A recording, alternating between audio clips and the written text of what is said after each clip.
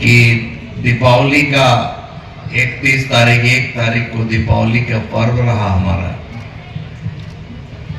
इसके बाद लगातार त्योहारों का पर्वों का श्रृंखला है और इसलिए शासन ने इस बार निर्णय किया कि हम लोग इस बार 4, 5, 6 3 दिन राज्य की राजधानी रायपुर में हम लोग राज्योत्सव मनाएंगे और एक दिन हर जिला मुख्यालय में राज्योत्सव का कार्यक्रम करके विभिन्न विभागों के स्टॉल के साथ साथ उस जिले के जो भी उत्पाद हैं और जो भी कलाकार हैं, स्थानीय कलाकार से लेके स्कूली बच्चों का जितना भी मेरिट के आधार पर जो एक्टिविटीज हैं उन सबको एक उचित मंच देना, ऐसा हमारे सरकार ने निर्णय करके कार्यक्रम किया है। और इसी निमित्त हम सब यहाँ उपस्थित हुए हैं। आज इस कार्यक्रम में मैं तो कोई नया हूं नहीं, इसी मंच में पिछले 30-40 साल से मैं आते रहा हूं और फिर भी जितने बार आप आइए उतनी बार नए लगता है। तो आज हम सब यहाँ उपस्थित हैं। आदरणीय हमारे जिले के लोकप्रिय माननीय विधायक राजेश अग्रवाल जी और जिले के ही लोकप्रिय सीतापुर विधानसभा क्षेत्र के विधायक भाई राम कुमार टोपो जी, हमारे इस कार्यक्रम में विशिष्ट अतिथि के रूप में यहाँ उपस्थित हमारे विजय सिंह तोमर जी, हमारे कमिश्नर साहब CR चुरेन जी, हमारे आईजी सरगुजा रेंज अंकित गर्ग जी, हमारे पूर्व सांसद पूर्व विधायक आदरणीय कमल भान सिंह जी, जिला भाजपा के अध्यक्ष भैया ललन प्रताप सिंह जी और आदरणीय मेजर अनिल सिंह जी सहित यहाँ उपस्थित हमारे मंच पे विराजमान पूर्व जिला पंचायत सरगुजा के अध्यक्षा पुलेश्वरी जी, अरुणा जी सहित यहाँ पर उपस्थित सबको इशारा कर रहे हैं कि पूर्व जिला पंचायत अध्यक्ष तो श्रीमती पुष्पा नेताम भी थी। तो ऐसा है, हम लोग तो लंबी बात हो जाएगी, कोई मंच रहेगा तो मैं थोड़ा अलग से व्याख्या करूंगा। आलोक जी,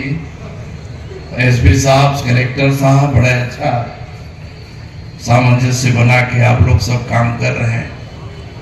मेरे सामने मंच पे विराजमान जितने लोग हैं, हम लोग के यहाँ भेजने वाले आप ही लोग हैं,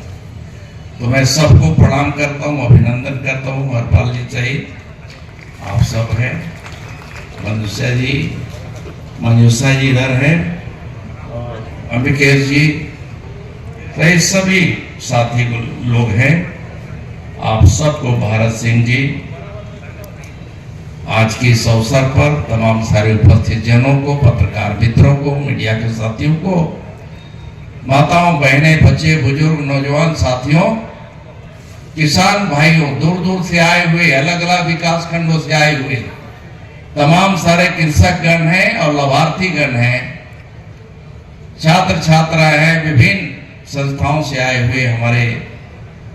उपस्थित देवियों, सज्जनों,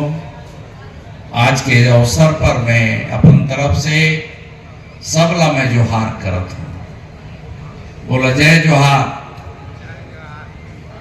और आज सरगुजा के कलेक्टर साहब का भाषण ला भी सुनन ये बड़ा अच्छा गुरुदुर लगी, अच्छा लगे। सब सरगुजा में आकर के ये अच्छी पहल है। यहाँ की बोली, यहीं की भाषा, यहाँ की रीति नीति, रहन सहन, खान पान, उठन बैठन, ये सब के बारे में प्रशासन को उसके अनुरूप ढलना भी चाहिए। और यहाँ की जो संवेदना है, यहाँ के लोगों की जो भावना है, उसको भी अच्छी तरह से अभिमन्यु जी हम सबको सीख करके आगे बढ़ना चाहिए। तो मैं समझता हूं कि हमारे जिला के कलेक्टर जी का एक अच्छी पहल है राजकुमार जी। हमारे इस प्रकार के होने चाहिए। हम किसके लिए काम कर रहे हैं? ऐसे जरूरतमंदों को, जिनको जब कलेक्टर आते हैं, कलेक्टेड आते हैं, पुलिस के थाने में जाते हैं,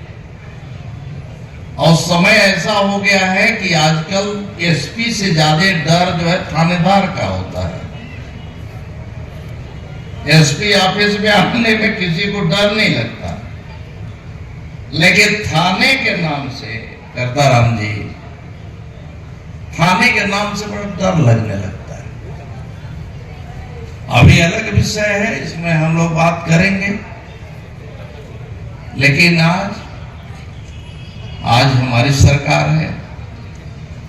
अब इस सरकार की पृष्ठभूमि सबको मालूम है कि कैसे छत्तीसगढ़ में हमारी सरकार आने के बाद और छत्तीसगढ़ निर्माण के बाद, छत्तीसगढ़ निर्माण हुआ। हमारे पूर्व प्रधानमंत्री, भारत रत्न आदरणीय अटल बिहारी वाजपेयी जी और आदरणीय लाल कृष्ण आडवाणी जी के, उनके आशीर्वाद से, उनकी कृपा से छत्तीसगढ़ के जनता की आवाज को उन्होंने सुना, यहाँ के लोगों की जरूरत को समझा, यहाँ के गरीबों के तकलीफों को, हमारे वनवासी अंचल में रहने वाले ऐसे दीन दुखियों की बात को, अनुसूचित जाति, अनुसूचित जनजाति या फिर ओबीसी वर्ग या फिर अन्य वर्ग के जो गरीबी का दंश झेल रहे थे,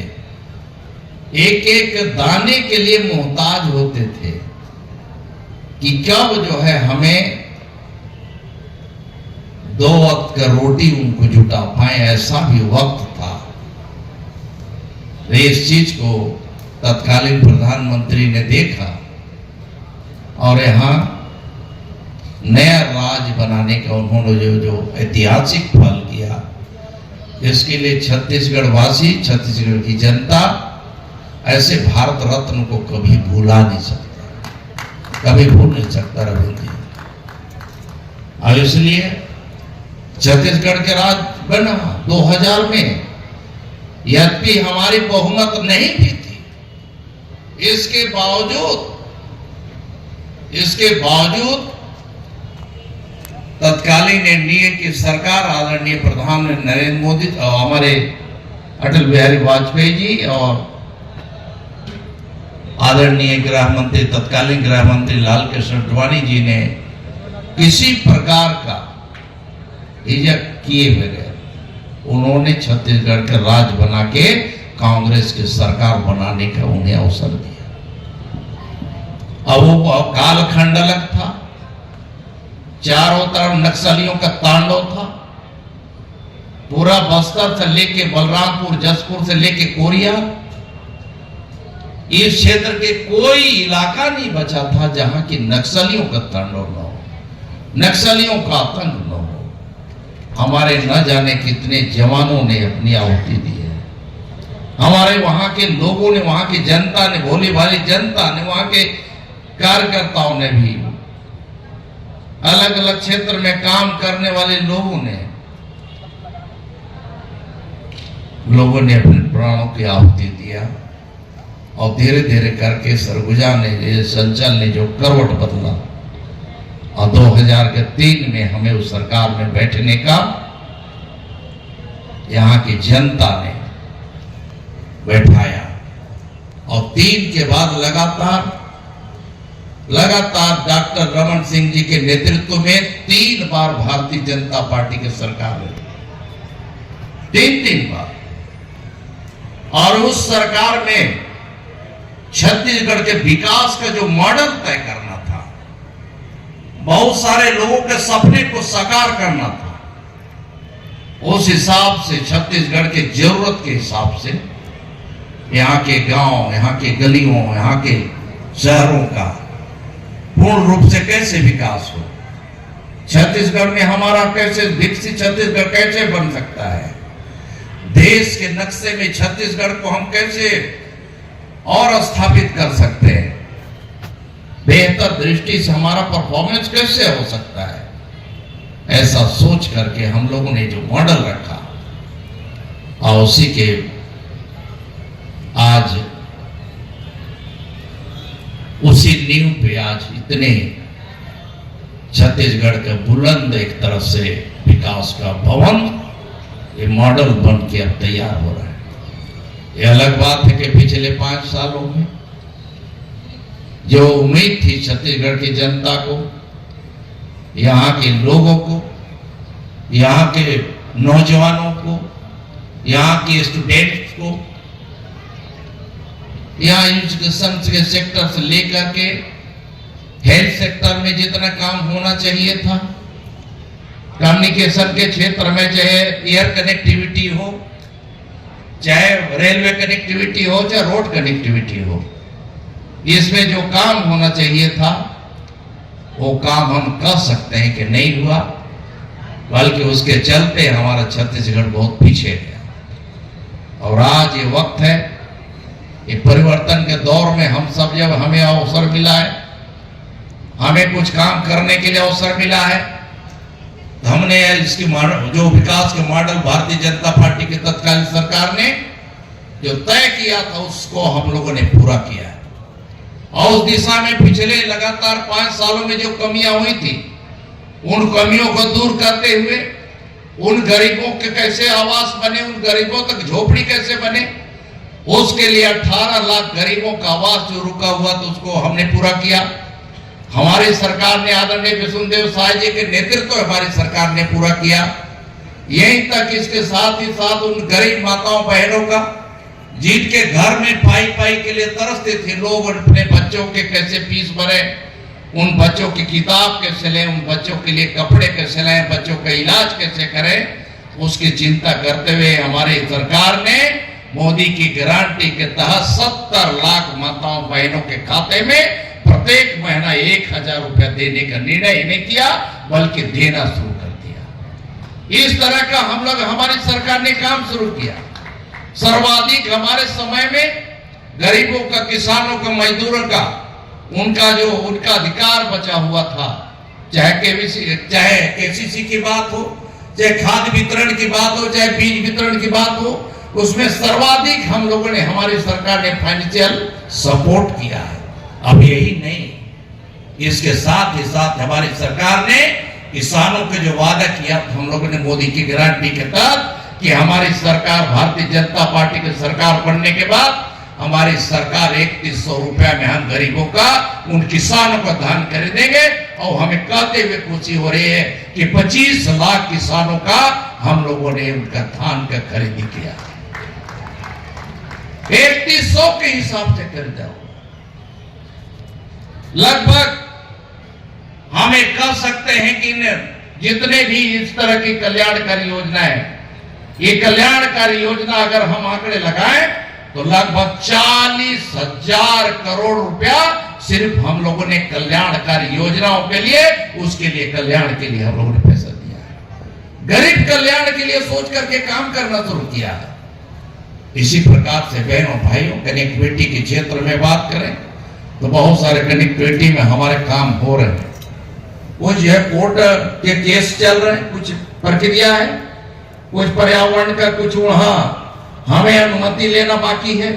उस दिशा में भी लगातार विभाग काम कर रहा है। चाहे यहाँ से लेकर के राजपुर कुशमेरा भानुका रोड हो, चाहे यहाँ से लेकर के हमारे पत्थल गांव वाले रोड हो, कुछ सड़कें हमारे बिलासपुर वाली सड़कें भी हैं, उसका भी मैं समझता हूँ बहुत जल्दी उसका अनुमति मिलने वाला है। अगली बार जब माननीय मुख्यमंत्री जी आएंगे तो बहुत सारे निर्माण कार्यों का भी शिलान्यास भूमि पूजन करेंगे। बहनों भाइयों, आज भारतीय जनता पार्टी के जब सरकार आई, आदरणीय मुख्यमंत्री विष्णुदेव साय जी के नेतृत्व में हम सब गांव, गरीब, किसान, मजदूर, नौजवान, बच्चे, बुजुर्गों के लिए, माताओं बहनों के लिए, उनके लिए एक से एक योजना बना के हम काम करने वाले हैं। और इसलिए लोगों को आज ये नया सपना, अभी तक का सपना था कि यहाँ से हमारा कैसे एयरपोर्ट कैसे चालू होगा, तो यहाँ भी एयर का हम लोगों ने उसका प्रधानमंत्री जी के कार्यक्रमों के द्वारा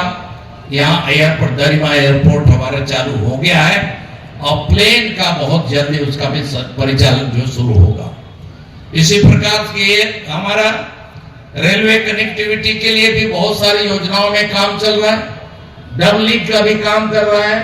और इसी के साथ साथ विद्युतीकरण का भी काम जो है करीब करीब सभी जगह हो चले हैं। इस प्रकार से अनेकों योजनाओं में हमारी सरकार ने काम किया है। अब आज के अवसर पर हमें अभी काम करने का मौका मिला है,